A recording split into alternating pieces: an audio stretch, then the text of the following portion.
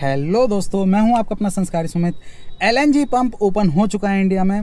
करीब 10-15 दिन पहले मैंने न्यूज़ देखी और लोगों के मेरे पे क्वेश्चन आने लगे कि भाई एलएनजी है क्या, आखिर यही फ्यूचर होने वाला है क्या, सीएनजी भी धीरे धीरे ख़त्म हो जाएगी।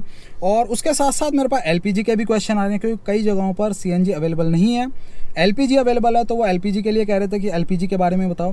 तो इस वीडियो में मैं बताने वाला हूँ कि एलएनजी जो आई है एक्चुअल में क्यों, रीज़न क्या था एलएनजी को लाने का, और अवेलेबिलिटी कैसी है, प्राइजेस किस तरह से होने वाले हैं, और वो कितना अफेक्ट करने वाली है सीएनजी मार्केट को। क्या वही फ्यूचर हो जाएगा और धीरे धीरे सीएनजी गाड़ियाँ खत्म हो जाएंगी। तो इस वीडियो में मैं सारी चीज़ें क्लियर कर दूंगा, क्यों एलपीजी धीरे धीरे खत्म हो रही है, सीएनजी क्यों इतनी तेज़ी से बढ़ती जा रही है, और एलएनजी किस तरह से फ़ायदेमंद होने वाली है गाड़ियों के लिए। तो नागपुर में ओपन हुआ है एलएनजी का पंप। एलएनजी है क्या एक्चुअल में? एलएनजी यही है, लिक्विफाइड नेचुरल गैस। चाहे आप लिक्विफाइड कह लो, चाहे आप लिक्विड नेचुरल गैस कह लो, जो मर्जी आप कह लो।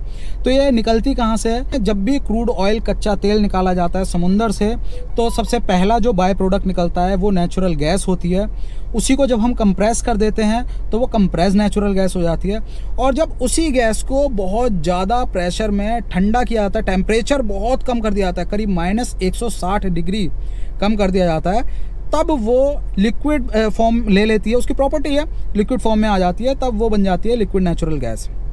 अब जब वो कंप्रेस कर रहे थे तब उसमें उतनी ज़्यादा कॉस्टिंग नहीं आई, इसीलिए सबसे पहला जो बाय प्रोडक्ट हुआ वो हो गया हमारा CNG, compress natural gas.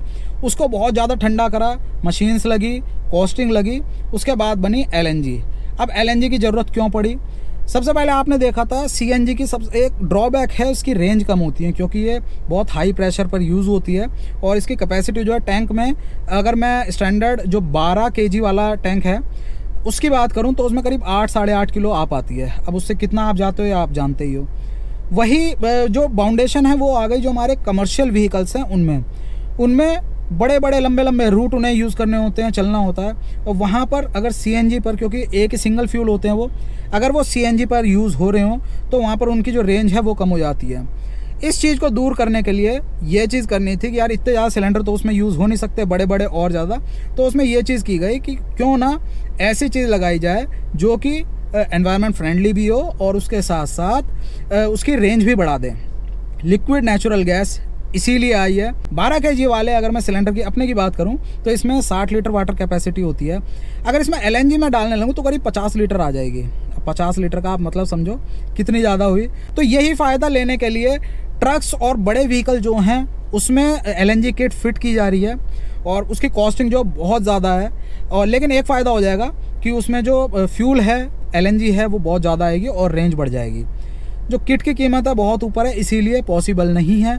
Availability बहुत कम है इस समय। जो उनका स्टोरेज जहाँ होती है वो गुजरात में है। गुजरात से बाय ट्रक्स नागपुर में आती है गैस, और फिर यहाँ से डिस्ट्रीब्यूट होती है। जो हमारे एक डिस्पेंसिंग सेंटर एक बनाया है, केवल 120 ट्रक्स का काम दिया गया है, जिसमें वो किट लगाएंगे और एक मॉडल की तरह यूज़ करेंगे। उम्मीद है आगे कि इसको अपनाया जाएगा और बाकी ट्रक्स में भी यूज़ करेंगे, लेकिन फ़िलहाल ये कहानी है।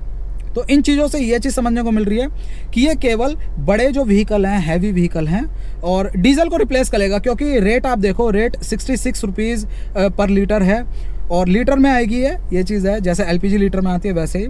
तो डीजल के बराबर करीब रेट बैठेगा इसका, और 66 है। और ये चीज़ फ़ायदा है कि आगे 3 साल तक बढ़ना नहीं है, इन्होंने बहुत बड़ा स्टॉक ले लिया है और 3 साल तक रेट यही रहेगा। तो आप इस चीज़ से समझो किट की कीमत बहुत ज़्यादा है। तो कार वगैरह, पैसेंजर व्हीकल में तो ये आएगा नहीं, हमारे जो प्राइवेट व्हीकल है उसमें। एलएनजी को कर देते हैं हम एक तरफ, क्योंकि वो सीएनजी का है, लिक्विड फॉर्म है, उसको कर दिया अब हमने एक तरफ। वो किस लिए है ये आप समझ गए होंगे।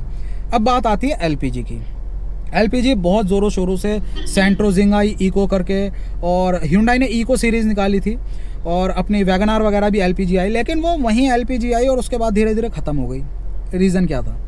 बहुत सारे ऑटो एलपीजी जो इंडियन ऑयल के पंप थे एलपीजी वाले, वो भी खुले और धीरे धीरे अब कम हो गए। एक्सपेंशन उनका कम हो गया, और जो खुल रहे थे, चले हुए थे, वो भी बंद हो गए। रीज़न उसका सबसे बड़ा था जो कैलोरीफिक वैल्यू है। अब कैलोरीफिक वैल्यू क्या होती है? तो किसी भी फ्यूल को जब जलाया जाता है तो उसमें से निकलने वाली जो हीट है, हीट जो प्रोड्यूस कर रहा है वो जलने के बाद जो फ्यूल है, उसको हम कैलोरीफिक वैल्यू बोलते हैं उस पर्टिकुलर फ्यूल की। अब फॉर एग्जांपल जो हमारा एलपीजी है, एलपीजी की सबसे ज़्यादा रहती है। जो हमारे जनरल फ्यूल्स हैं उनकी बात करो, अल्टरनेट फ्यूल्स में, तो एलपीजी की सबसे ज़्यादा रहती है, वो होती है अराउंड 56। अब 56 मैं इसीलिए कह रहा हूँ, यूनिट इसके आगे किलो जूल के करीब आती है, मैं आपको एक नंबर से बता रहा हूँ, 56 होती है। इसीलिए वो हमारे किचन्स में है, किचन में यूज़ इसीलिए हो रही है क्योंकि हमें सबसे ज़्यादा गर्मी चाहिए होती है वहाँ पर। उसके बाद आती है सीएनजी, वो होती है अराउंड 52 to 54, जो हमारी एलपीजी है उससे कम है ये। और उसके बाद आया था पेट्रोल, पेट्रोल होता है 44 to 46। अब आप समझ रहे होंगे पेट्रोल की गाड़ी और कहा जाता है कि सीएनजी में कन्वर्ट कराओगे तो इंजन ख़राब हो जाएगा, लाइफ कम हो जाएगी। लाइफ कम होने का रीज़न सबसे बड़ा यही होता है कि उसकी जो हीट जनरेट हो रही है। अब मैंने देखो पिछले वीडियो में कहा था कि हीट ज़्यादा जनरेट करता है, तो लोगों ने क्या चीज़ समझी, लोगों ने कहा नहीं भाई आप गलत कह रहे हो, आप उसको गैस को देखो छूकर, वो तो ठंडी होती है, बर्फ़ जैसी जमती है। तो भाई कच्चा फ्यूल जो होता है उसको छूकर नहीं देखा जाता कि वो ठंडा या गर्म है, उसको जलने के बाद जो प्रॉपर्टी उसकी वो वही देखी जाती है, क्योंकि काम उसका फ्यूल का जलना है। इसीलिए वो बहुत लोग गलत ले गए, तो मैं इसमें क्लियर कर रहा हूँ, जब वो जलता है फ्यूल तब देखा जाता है कितनी हीट प्रोड्यूस कर रहा है जो एलपीजी। इसीलिए हमारे घरों में है। और सबसे बड़ा रीज़न था इंजन को नुकसान हो रहा था एलपीजी पे चलने में, बहुत ज़्यादा हीट जनरेट हो रही थी, इसीलिए उसको धीरे धीरे बंद कर दिया कंपनीज़ ने। और आगे जो एक्सपेंशन था पंप्स का वो भी इसीलिए बंद हो गया क्योंकि उतनी ज़्यादा वो फीजिबल नहीं रही, उतनी ज़्यादा बेनिफिशियल नहीं रही। उसके बाद आया नंबर सीएनजी का। सीएनजी की भी कैलोरीफिक वैल्यू कंपैरेटिवली पेट्रोल से ज़्यादा है, लेकिन जो उसकी कॉस्टिंग है फ्यूल की वो काफ़ी कम है, सस्ती है। अब आप एक एग्जांपल मैं ये दे रहा हूँ कि कोई भी गाड़ी में आप कहते हो सीएनजी लगाओगे तो उसका जो एवरेज है वो कहते हैं 40% बढ़ जाएगा। आपको पता है क्यों बढ़ जाएगा 40%? क्योंकि जो हमारी सीएनजी है ये पर केजी के अकॉर्डिंग ली जाती है, और 1 केजी सीएनजी में 1.39 अराउंड 1.4 लीटर के अराउंड फ्यूल होता है। तो इसका मतलब ये हुआ कि अगर मैं 1 किलो सीएनजी डलवा रहा हूँ तो इसका मतलब मैंने 1.4 लीटर उसमें फ्यूल डलवाया। एवरेज नहीं बढ़ती, एवरेज बराबर ही रहती है, एवरेज बराबर ही है, जो पेट्रोल में दे रही थी गाड़ी वही एवरेज देगी, लेकिन उसके साथ साथ जो हमारा फ्यूल की क्वांटिटी है वो बढ़ जाती है। हम केजी का हिसाब देखते हैं सीएनजी में, एक्चुअल में अगर लीटर में देखें उसे तो 1.4 लीटर फ्यूल उसमें डला है, इसीलिए 40% इंक्रीमेंट कहा जाता है, इंक्रीज कहा जाता है माइलेज में। तो ये मोटा मोटा ले लिया जाता है, बहुत सस्ता होता है, इसी प्रोडक्शन कॉस्ट बहुत कम होती है, 23-24 रुपये के करीब जब वहाँ से निकलती है समंदर में से तभी इसकी कॉस्टिंग होती है। इसीलिए इसको बहुत ज़्यादा आगे बढ़ाने की सोची गई और अब बढ़ भी रही है।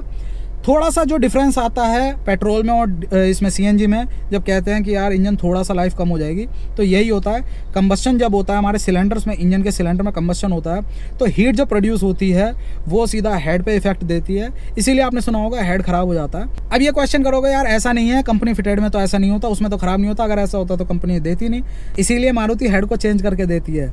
यही रीज़न है उसका, क्योंकि इफेक्ट जो है सबसे ज़्यादा हेड पर ही आता है और किसी चीज़ पे नहीं आता अगर गर्मी ज़्यादा होती है, और बाकी उसका कूलिंग सिस्टम जो है उस हिसाब से कर दिया जाता है। तो एलएनजी आप समझ गए होंगे, बेसिकली जो टारगेट होने वाला है मार्केट वो हमारे कमर्शियल व्हीकल रहेंगे, डीजल को रिप्लेस करेगा, क्योंकि बहुत कार्बन छोड़ते हैं जो डीजल गाड़ियाँ होती हैं हैवी लोड की, उसमें रेंज बढ़ जाए उनकी, उनको सहूलियत मिल जाएगी।